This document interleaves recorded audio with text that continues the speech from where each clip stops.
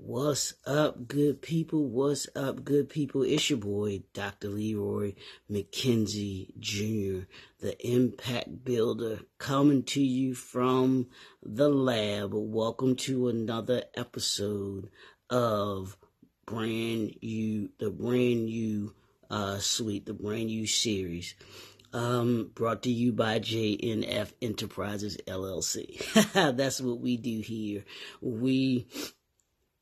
We enlighten, empower, impact, but we also hopefully give you insight, wisdom, and ideas that will allow you to be able to strategize and to be able to implement strategies that make you better as a brand, as a business, and personally as well. Because a lot of these principles that we teach here in the brand new suite, they're both good for personal perspective, and then they're also good for professional perspective. If you implement them in your life, I believe you will personally be better, a better person. You'll be a better, individual, but also to make your business better, your brand better.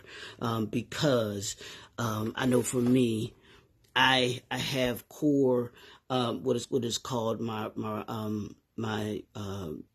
PVS, which is my personal value system, but I also have for my business, on the business side, my business has a BVS, which is my brand value system.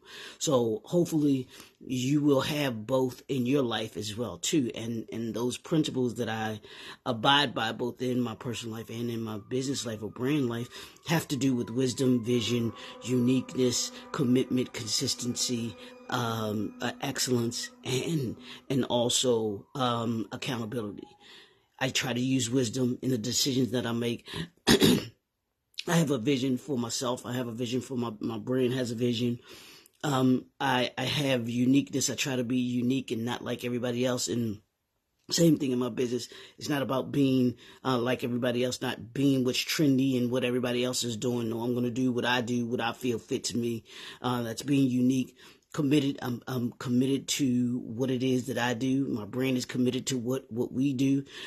Consistency. Want to show up as we show up here each and every day, Monday through Friday, 9 o'clock, showing up for you to be able to give you these principles that we try to abide by, operating in excellence. Everything we do, we want to do it in excellence and in order, and then accountability for the things that we be accountable for the actions and the things that we take and that we do, because we want to make sure that we're responsible in the decisions that we make. So that's just a little bit about why we're here, why we do what we do. But you all know this week what we've been doing, and part of what we've been doing this week, and we're doing next week, because it's a 2-part series.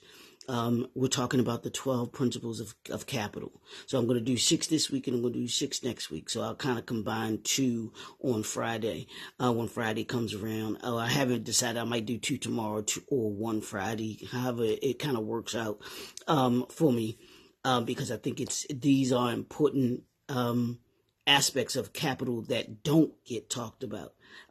When people talk about capital, they always refer to it from a financial perspective or from a financial lens. And that's okay. But there's more to capital. You need more capital than just financial capital. We talked about, on Monday, we talked about political capital, what that looks like from a brand perspective, in the political field, dealing with government. You as a brand, as a business, have to deal with the government. What does that look like? What does your political capital look like? Do you have a political capital strategy in order to be able to gain it? We talked about social capital and what that means, the ability or the value that's derived from interpersonal relationships. What do those relationships look like that you have as a business and a brand? Who are you partnering with? Who are you collaborating with? What does your social capital look like in the community that you are part of? Do you have social capital in your community? So we talked about that. And so today we're going to talk about human capital. We're going to talk about human capital. And human capital is the skills, knowledge, and expertise possessed by individuals. That's everybody on your workforce, everyone that you're leading, everyone that you're working with, That's human. That's your human capital. There's no business that can operate without human capital. You must have human capital in order to be able to operate. I'm reading this this book now called Company of One, suggested by he's another mentor. Anybody that I learn from, I call a mentor. Brother Bedford. But this is one of his Masters of Business book suggestions to read. So I'm listening to it because I'm listening to the audio book of it. But it's an interesting book because it gives you different dynamics of operating from a small scale versus a large scale. And this has to do with human capital. So what's the human capital aspect of your brand and your business that you want to operate from? You know, are you operating from the perspective that that you want to have a large amount of human capital for your business? Well, you have a lot of people that work with you and for you, or do you want to keep it compact and you want to keep it small, and in that way, you're able to have it's more controllable. You have to decide that as the entrepreneur, as a leader, what that looks like for you from a human capital perspective. What's the level that you want to have of human capital? Here's the importance of human capital, and then I'll talk about these three different ways. But the importance of human capital, and when you invest in human capital or invest in the development of your human capital, that's you, that's the people that work with you, that's the people that work for you.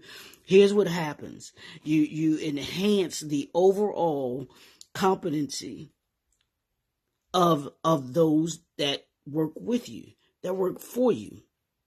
And you may even enhance the competency of the people that you serve, because they'll learn more. Because as a consequence, you're transferring the knowledge and the competence that you've gained onto them as a consumer. But also it fosters innovation and adaptability. And here's the thing. Let's talk about in the competency part, enhancing your competency part. You want to always be enhancing your knowledge. You want to always be enhancing the competence, the knowledge, the education of those that work for you. Whatever developments system that you have, or if you don't have one, then you want to make sure that you develop one. I'm going to say that again for you.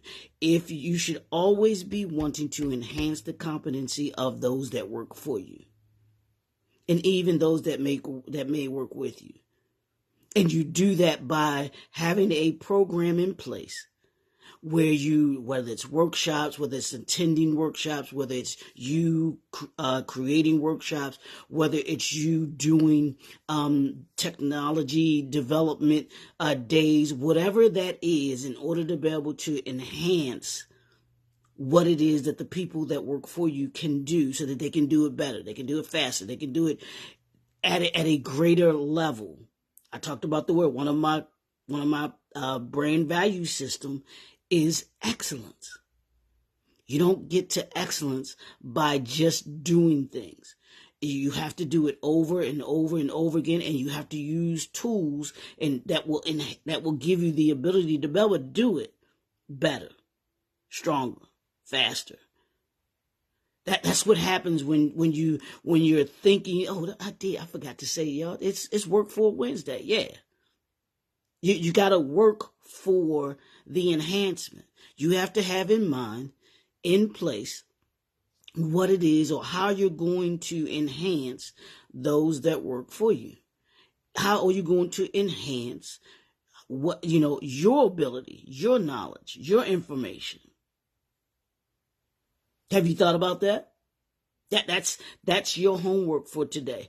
I want you to think about this. How are you going to enhance the overall competence of yourself, those that work for you, and those that work with you, and those that you serve? How are you going to enhance that? That's the homework for today. What's up, D? Yeah, that's the homework for today. enhancement. That's the word of the day, is enhancement. I also mentioned fostering innovation. You foster innovation by constantly giving yourself insight, by giving yourself gaining wisdom, and thinking of different ideas. I watched the movie Jobs the other day, right? The movie about Steve Jobs. Phenomenal movie. Every entrepreneur must watch this movie. Right here, when I talk about human capital, Steve Jobs exemplified what I'm talking about, because when he started Apple, the first person that he had with him was his business partner. He knew and understood that he needed human capital. He needed people around him that were going to be able to be enhanced, but also had certain skill sets. And in order for you to have a certain skill set, you have to have the ability to be able to take in knowledge. So he knew that the guy that he worked with, that created the board, the motherboard for the computer, he knew that he could do certain things. So when they got their first, here's the human capital part of it. When they got their first contract with the guy that approached him after they did a presentation at Stanford, I believe it was, from the movie, I believe it was Stanford. They did a presentation at Stanford. The guy after the presentation approaches Steve Jobs, introducing himself, and says, "Hey, I think, we have something that we can kind of do together, or that I'm in need of." And he wanted to get more information from Steve. And so they wind up meeting, and he gets the contract. Steve Jobs gets the contract. And so Mr. Jobs understood that he could not fulfill the contract by himself with him and his partner. So what does he need? He needs human capital. He had to bring on board those individuals that one had a certain skill set, had a certain knowledge, but they could also they could also enhance their competency by working with them because of the work that they were going to be doing. They had to work together. They were going to, he fostered innovation because what they were doing was something that folks hadn't done before.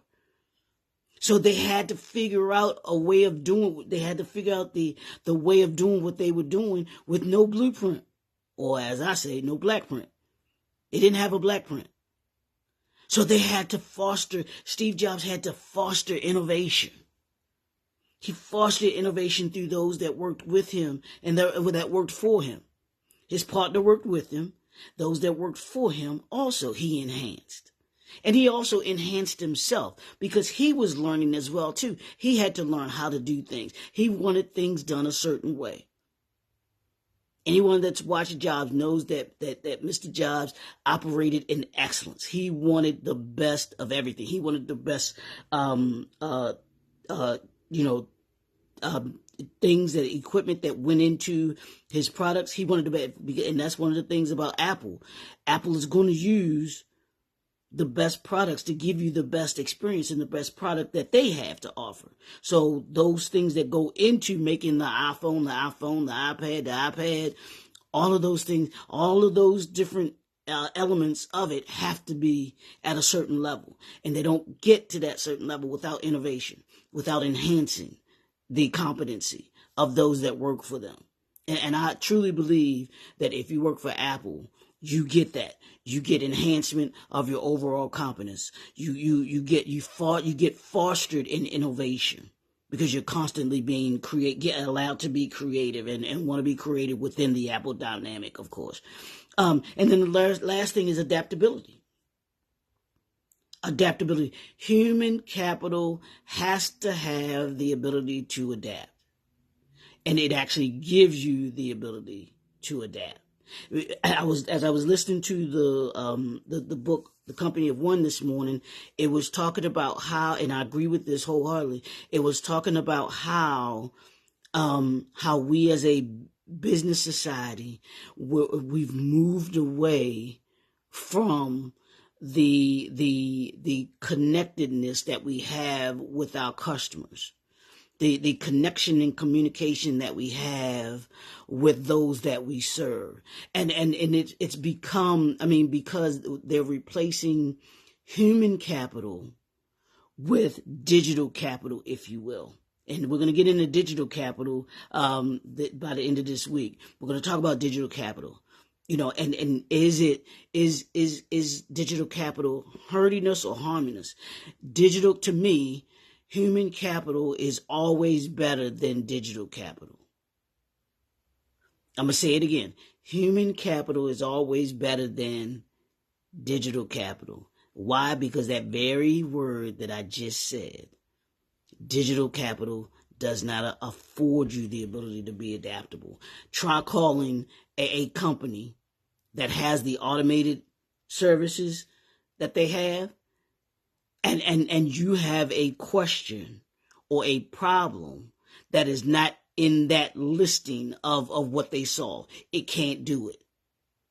The automation can't solve, if it's not within a certain cookie cutter dynamic, it can't solve that problem.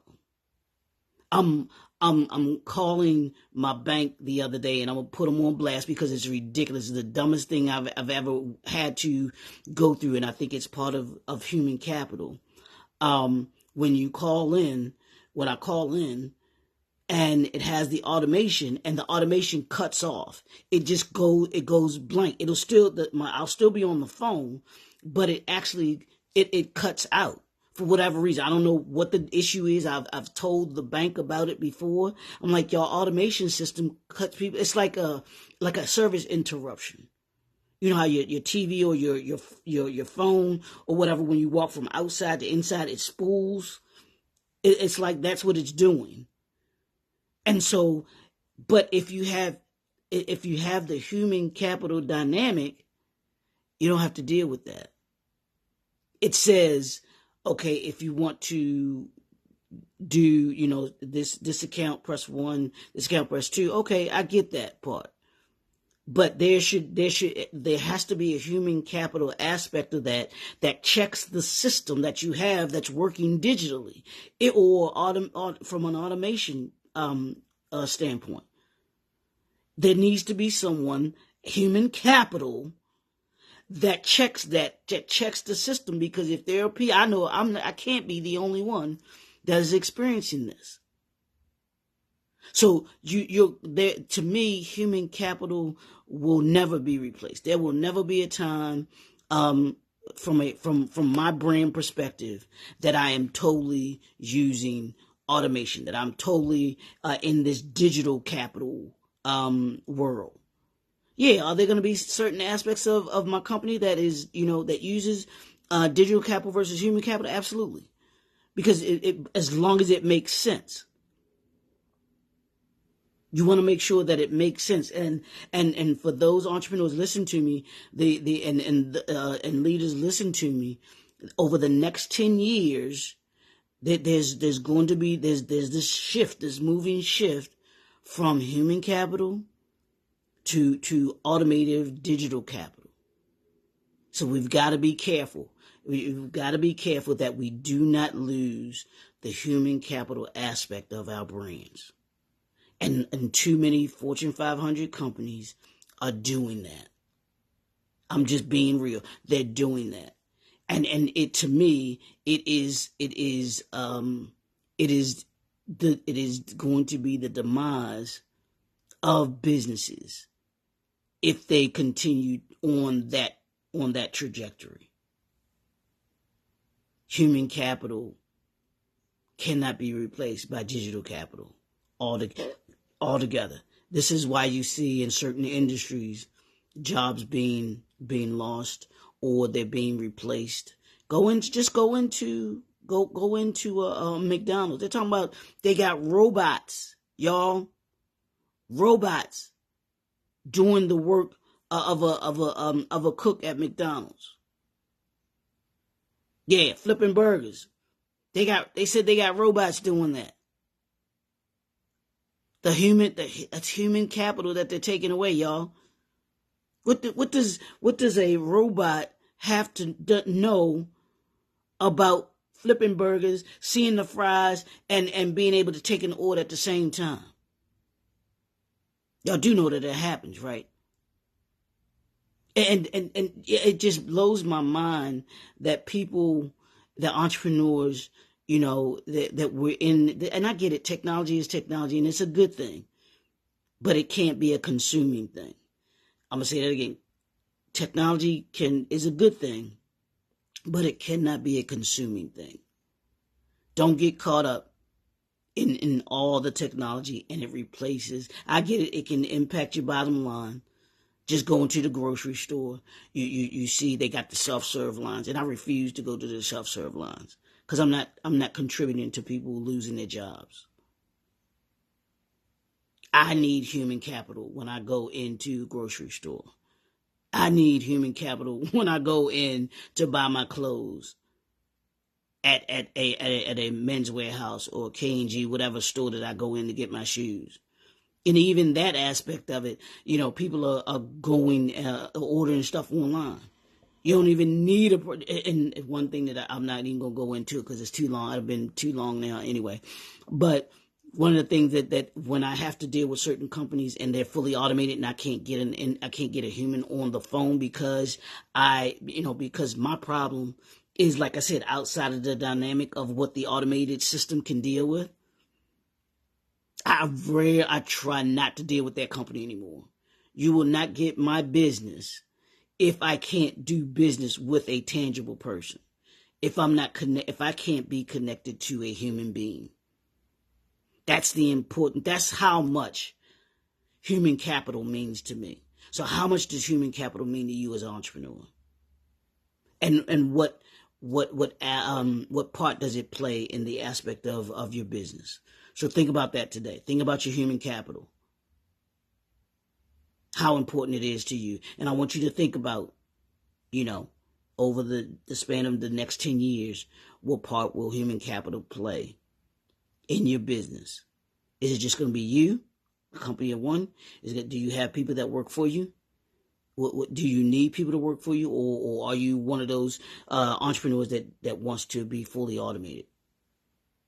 And have the less amount of labor force that you can. Yeah, the choice is yours, but make sure that it's the right choice that you're making. Because I'm telling you, if you got to be adaptable, digital capital is not going to assist you. Digital capital is only as adaptable as the humans that are programming it, that are creating it. It is what it is, y'all. It's your boy. I'm sorry. If this sounds like something that you need to discuss in further detail, you want to understand, hey, with my company, I need to look at it from a human capital standpoint, and I want to be able to, figure out what that looks like, that dynamic. Connect with me. I told you, I'm here. I'm here to be able to assist you to be able to reclaim your time. And one of the ways that you reclaim your time is, one, making the proper use of human capital. Making sure that it enhances its competency. Make sure that the people that are working for you are always building on their competency or expanding their competency level. And that you're fostering innovation in them, through them, and you the same way. And then using the human capital to be able to adjust to the different dynamics of the industry that you're a part of. Let's have a conversation. Shoot me a DM. Connect with me. I have the description in the and I'll have the contact information in the description so that you can be able to do that. Don't forget, need you to go to my YouTube channel, connect with me there. Need you to hit the subscribe button. 500, y'all. I need 500 subscribers, and it doesn't cost you anything. Just go to the YouTube channel. I even got it right there. All you gotta do is click the link. Click 2 clicks. Click the link, click subscribe, and you're done. Now, I'd love it if you would watch some of the content that's there, because I believe that it's going to be beneficial for you. It can assist you, like I said, in being better by the end of the year than you were at the beginning of the year. I truly believe that. But you got to click the button first. Click the button. It's your boy, Dr. Leroy McKenzie Jr. on this Work For It Wednesday. I love it.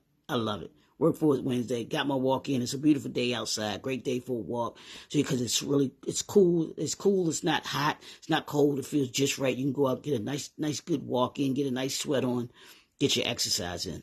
And want you to have a great, phenomenal day. I'm going to holler out at her real quick. Just a real quick shout out to Coach Marcy. Happy birthday to you, lady. I absolutely love you. You are so phenomenal. You are so phenomenal. And there's absolutely nothing you can do about it. But I want to wish you a happy birthday. Hope you're doing something fun. Hope you're enjoying all of this day and all this day, and do something special. Do something fun for you. Today, you work so hard to pour into others. Today, you deserve to be poured into. So, with that, I'm going to say I will see you all tomorrow, right back here, same bat time, same bat channel. Let's go. Peace.